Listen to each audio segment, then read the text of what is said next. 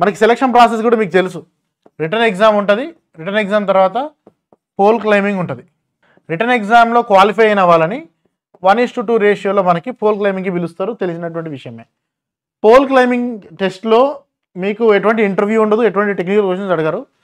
మీకు ఒక పోల్ ఉంటుంది, ఆ పోల్ని ఎక్కి దాని టాప్ కొట్టి కిందికి దిగాలి.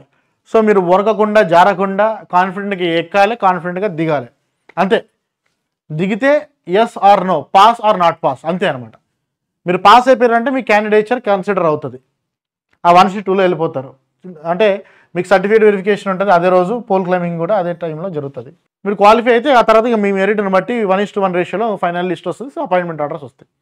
అది మీకు సెలక్షన్ ప్రొసీజర్ అనమాట.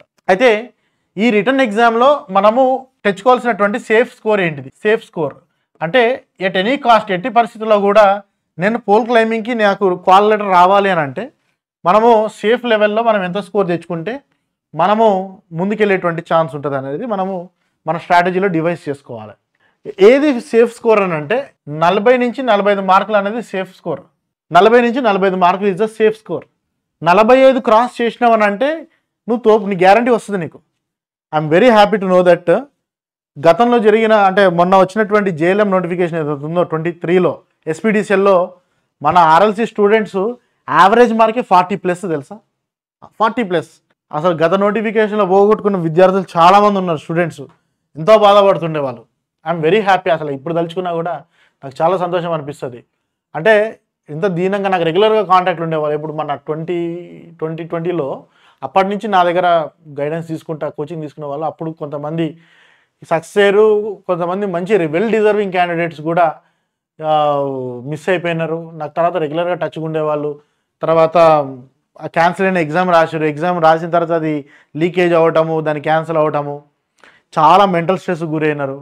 ఆ పేపర్ కూడా టఫ్గా వచ్చిండే. తర్వాత మళ్ళీ రీనోటిఫికేషన్ రావడం, దానికోసం వెయిట్ చేయడం, మళ్ళీ దానికి కష్టపడి రాసిర్రు.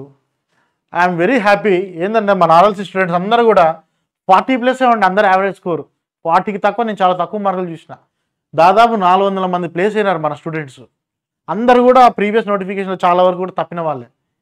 మంచి మంచి స్కోర్స్ తెచ్చుకొని డెఫినెట్గా, అంటే ఓపెన్ కేటగిరీ ఉన్న వాళ్ళు కూడా, రెడ్డీస్ ఓసీ కేటగిరీ ఉన్న వాళ్ళు కూడా ఈ విధంగా తెచ్చుకొని పోల్ క్లైంబింగ్కి వెళ్ళడం జరిగింది. ఎందుకు ఇక్కడ నేను సేఫ్ స్కోర్ 40 నుంచి 45 ఇంత హై లెవెల్లో రావాలి అని అంటున్నానంటే, మెయిన్గా మీకు సెగ తగిలేదు ఎక్కడి నుంచి తెలుసా?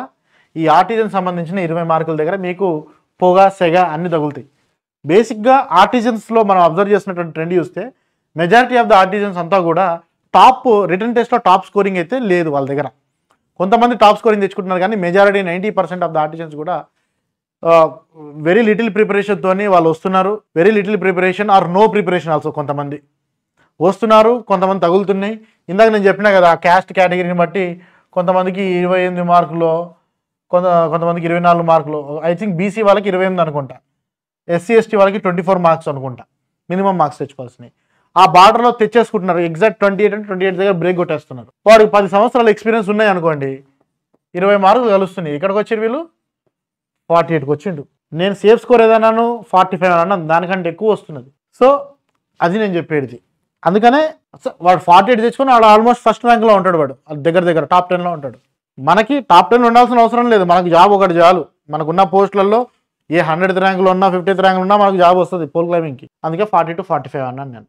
అండ్ ఆల్సో చాలా డిస్ట్రిక్ట్స్లో కూడా మన స్టూడెంట్స్ కొంతమంది 50 మార్క్స్ 59 మార్క్స్ తెచ్చుకున్న వాళ్ళు కూడా ఉన్నారు మన స్టూడెంట్స్. డిస్ట్రిక్ట్స్లో చాలా మంచి రిజల్ట్స్ వచ్చినాయి పోయినసారి. సో నేను అది చెప్తున్నా, 40 to 45 అయినా ఏం చేయాలి మనం. ఇంతకంటే ఎక్కువే వస్తుంది నేను చెప్పేది. యాక్చువల్గా మీకు నేను చెప్పినట్టుగా మీరు ప్రిపేర్ అవుతే, మీరు చెప్పినట్టుగా మీరు ట్యూనింగ్ చేసుకుంటే 40-45 అందుకంటే ఎక్కువ వస్తుంది. సో ఈ 40-45 ఏ విధంగా అరైవ్ అవుతుందో ఒకసారి చూద్దాం. సో ఇందులో 8 మార్కులు అని చెప్పిన, ఏది నాన్ టెక్నికల్లో నువ్వు ఏం ప్రిపేర్ కాకపోయినా కూడా 8 మార్కులు అన్నాను. సో 45లో నుంచి ఒక 8 మార్కులు తీసేసి 45 - 8 చేస్తే 37 మార్కులు. 37 మార్కులు నీకు దేంట్లో రావాలి? టెక్నికల్ పేపర్లో 37 మార్కులు రావాలి. టెక్నికల్లో ఎంత? మొత్తం 65 క్వశ్చన్లు. 65 క్వశ్చన్లలో 50% ఎఫిషియన్సీ వేసుకుంటే అంటే సగము, 65లో సగం అంటే దాదాపు 33. అంటే నువ్వు జస్ట్ సగం పేపరే కరెక్ట్ చేస్తావా? సగానికంటే ఎక్కువ చేయలేవా? మినిమం 80% అన్న పేపర్ అని నువ్వు పర్ఫెక్ట్ చేయగలుగుతావు కదా. ఒక 80% అనుకుందాం. 65 క్వశ్చన్లలో 85% నీ ఎఫిషియన్సీ అనుకుంటే, 80% నీ ఎఫిషియన్సీ అనుకుంటే 65 ఇంటూ 0.8. నువ్వు 80% ఎఫిషియన్సీ అనుకుంటేనే 65కి నువ్వు 52 తెచ్చుకోగలుగుతున్నావు. సరే వర్స్ట్ కేసులో ఒక 70% ఎఫిషియన్సీ అనుకుందాం. అంటే 65 క్వశ్చన్లలో 70% ఎఫిషియన్సీతోని నేను ఆన్సర్ చేస్తాను అని అనుకుంటే 45 మార్క్స్. అసలు నువ్వు ఏమీ ప్రిపేర్ కాలేదు, ఒక 60% అనుకుందాం, 39 మార్క్స్. అంటే 39 మార్క్స్ అని అన్నావు అంటే 37 దగ్గర 60% ఎఫిషియన్సీ దగ్గర. అంటే 10 క్వశ్చన్లలో 6 క్వశ్చన్లు కరెక్ట్ పెట్టి 4 క్వశ్చన్లు తప్పు పెట్టుకునేటువంటి స్టేజ్లో నువ్వు ఉన్నావంటే నీకు 37 నుంచి 39 మార్కులు వస్తాయి. పైన ఒక 8 మార్కులు కలిసినా కూడా నువ్వు 45 చుట్టే తిరుగుతావు, సేఫ్ స్కోర్లో ఉంటావు.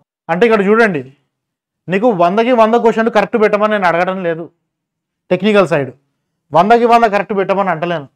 100లో 60 క్వశ్చన్లు కరెక్ట్ పెట్టు, అంటే 10లో 6 క్వశ్చన్లు కరెక్ట్ పెట్టు, 5లో 3 క్వశ్చన్లు కరెక్ట్ పెట్టు, 5 క్వశ్చన్లకి 3 క్వశ్చన్లు కరెక్ట్ పెట్టు.